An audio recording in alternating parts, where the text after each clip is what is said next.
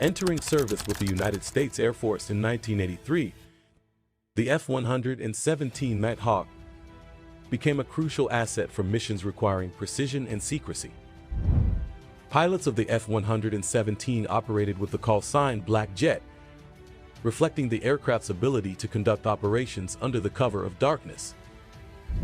The role of the F-117 was straightforward: penetrate the most heavily defended airspaces on the planet, destroy high-value targets, and exit without being seen. It was a strategic tool for the U.S. Air Force to project